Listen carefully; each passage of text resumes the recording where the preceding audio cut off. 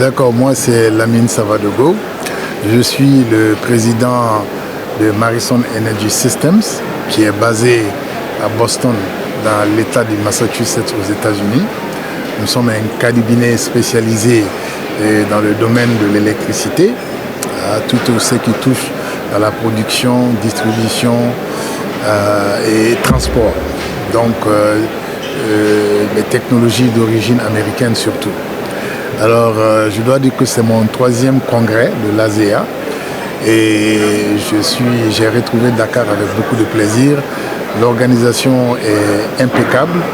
Le site lui-même, le centre de commerce de conférence internationale Abdou Diouf, est un magnifique centre qui nous a donné donc un site magnifique, un cadre magnifique pour débattre des questions de l'électricité où presque tous les pays d'Afrique étaient présents. Donc c'est une opportunité incroyable de discuter, d'échanger des vues, d'apprendre, de réseautage et d'échange de points de vue. Ok. Aujourd'hui, est-ce que vous pouvez tirer le bilan, parce que vous avez dit que c'est la 3e fois, n'est-ce pas, de participer à ce congrès. Aujourd'hui, est-ce qu'on peut avoir un bilan? Quelle impression avez-vous, si vous voulez tirer vraiment un bilan par rapport, n'est-ce pas, à ce congrès, 3e congrès? Ok, vous savez,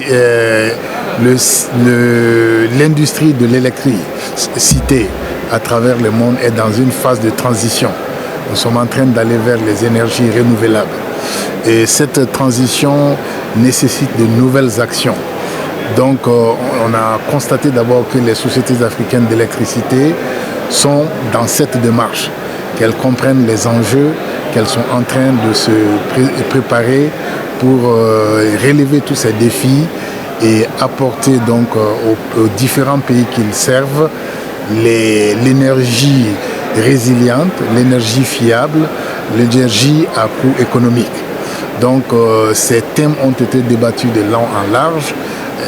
La question de la digitalisation qui permettra en fait aux sociétés d'électricité d'Afrique de recueillir beaucoup plus d'informations, d'abord sur leurs opérations, ensuite de pouvoir échanger avec leurs clients sur les diverses plateformes qui existent maintenant, sur les cell phones, etc. Donc c'est la digitalisation qui va permettre ça et ça a été discuté, les opportunités et aussi bien les risques, parce qu'il y a des risques aussi. Donc c'est de ça qu'on a parlé et donc les débats ont été sur ce plan très très enrichissants. Quelles sont les prochaines échéances et les défis qui doivent relever par rapport, n'est-ce pas, à ce congrès?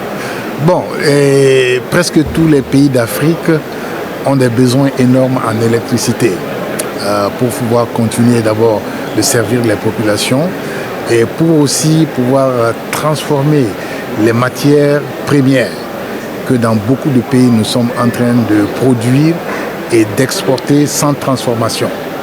Alors ça c'est comme si on est en train de produire ces matériaux et qu'on envoie les emplois ailleurs. Alors qu'il y a beaucoup de besoins il y a beaucoup de besoins ici. Il y a le chômage des jeunes. Donc en produisant et en distribuant l'électricité nécessaire pour pouvoir faire ces transformations locales, on crée des emplois locaux, on crée des richesses locales et ça permet donc d'amorcer un certain niveau de développement des économies africaines.